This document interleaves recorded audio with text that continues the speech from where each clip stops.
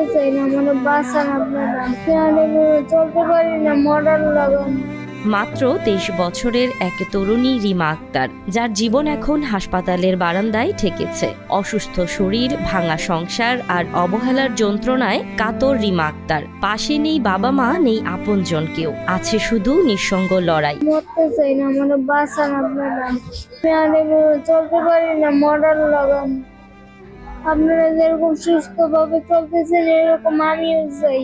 নিজের পছন্দে বিয়ে করার পর জটিল অসুস্থতার কারণে তার সেই সংসার দীর্ঘস্থায়ী হয়নি। সংসার ভেঙে আবার বাবার বাড়িতেই ফিরে আসেন রিমা। মাত্র 23 বছরের জীবনে ডায়াবেটিক সহ নানা জটিল রোগে আক্রান্ত রিমা একাই এসেছেন হাসপাতালে। 3 বছর সংসার করছিলাম, এই অসুখের কারণে আমাদের ছাইড়ে দিছে।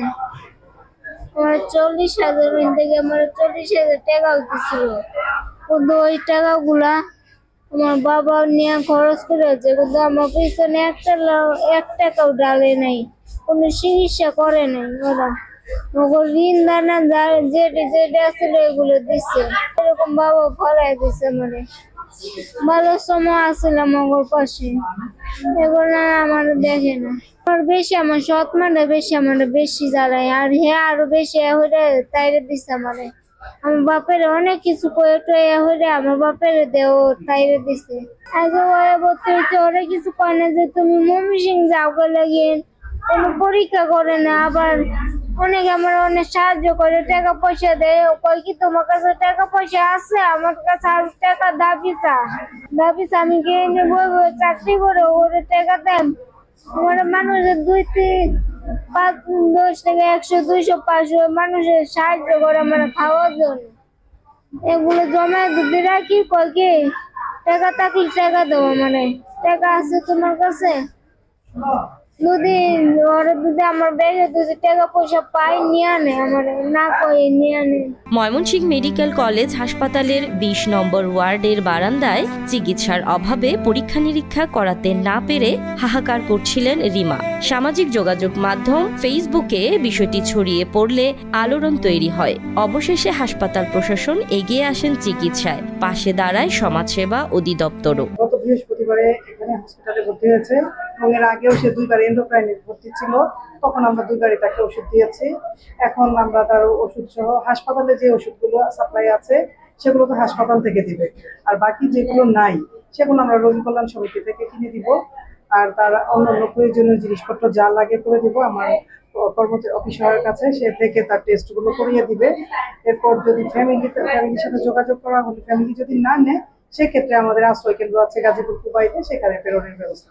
নেত্রকোনার দুর্গাপুরের বারৈকান্দি গ্রামের শাকিল আহমেদের মেয়ে রিমা। জন্মের 6 মাস পরই মাকে হারান তিনি। এরপর সৎ মায়ের কাছে বেড়ে ওঠেন রিমা। বাবা শাকিল আহমেদের দাবি, মেয়ে যে সকল অভিযোগ করছে তার সবই মিথ্যা।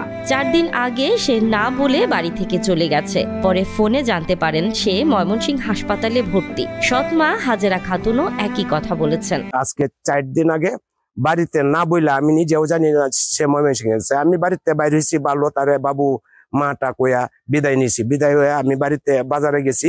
কতক্ষণ পরে আমি খবর পাইছি যে সে হলো ময়মনসিংহ গেছে গা। কারোর সাথে বলে নাই। আমার বাড়িতে ছোট মেয়েটা ছিল, তারেও বলে নাই। আমি তো জানি না সে হলো ময়মনসিংহ গেছে গা। গিয়া এই যে এডমিট হইলো। পরে মোবাইলে কথা কইলাম। হ্যাঁ, আমি নিজে অসুস্থ, যাওয়ার মতো সুযোগ নাই। তার মাও সুস্থ, যাওয়ার মতো সুযোগ নাই। আপনারা সঠিকটা যাচাই করেন। আপনারা সাংবাদিক যারা আছেন তাদের অনুরোধ করে বলতেছি যে আপনারা আমার এলাকায় আসেন, এলাকার লোকজনরে জিজ্ঞাসা করেন। আমি মেয়ের কথার সাথে যদি আর আমার কাজের সাথে চুল পরিমাণ মিল থাকে, আপনারা যে শাস্তি দিবেন এটাই আমি মাথা পাইতে মাইনে নেব।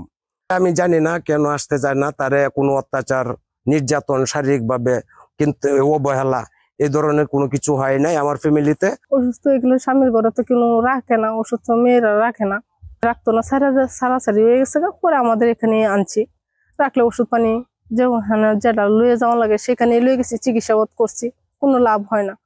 ডায়াবেটিস, লিভারের সমস্যা, নানান রোগ তার সমস্যা হয়েছে। তাহলে আমরা লয়ে যাই, যেখানে যে বলে এখানেই যাই, চিকিৎসা করি। তবে তার মুখ বাঁধতে পারে না। একবার ময়মনসিংহ লয়ে গেছি, পরীক্ষা করছি, সব কাগজে আছে আমাদের কাছে। রিমা এর আগেও কয়েকবার বিভিন্ন হাসপাতালে ভর্তি হয়ে চিকিৎসা নিয়েছে বলে জানিয়েছেন চিকিৎসকেরা। আমরা যখন রোগীটাকে রিসিভ করি তখন দেখলাম যে তার জটিলতা আছে, তার ডায়াবেটিস ভালোভাবে কন্ট্রোল না, এবং তার তার স্কিনের প্রবলেম, তার স্কিন ইনফেকশন। ডায়াবেটিস মেলাইটাসে যে স্কিনের প্রবলেমগুলি হয় তার মধ্যে নানাবিধ উপসর্গ থাকতে পারে, তার মধ্যে তার স্ক্যাবিস নামে একটা রোগ আছে, সেটা আমাদের কাছে মনে হচ্ছে সেটা হতে পারে। আমরা স্কিন বিভাগে কল দিয়েছি, তারাও তাদের ওপিনিয়ন দিয়েছেন, সেই চিকিৎসার সাথে আমাদের চিকিৎসা সমন্বিতভাবে চলছে। এবং পাশাপাশি আমরা তাকে আমাদের এন্ডোক্রাইনোলজি বিভাগেও আমরা তাদের ওপিনিয়নের জন্য তাকে পাঠাবো আমাদের দায়িত্বে। রিমা আক্তারের এই ঘটনাই আবারও মনে করিয়ে দিল, একজন অসুস্থ মানুষের পাশে পরিবারের উপস্থিতি হতে পারে সবচেয়ে বড় আশ্রয়, কিন্তু সেই আশ্রয়ই না পেয়ে সমাজের কাছে হাত বাড়িয়ে একাই লড়াই চালিয়ে যাচ্ছে রিমা।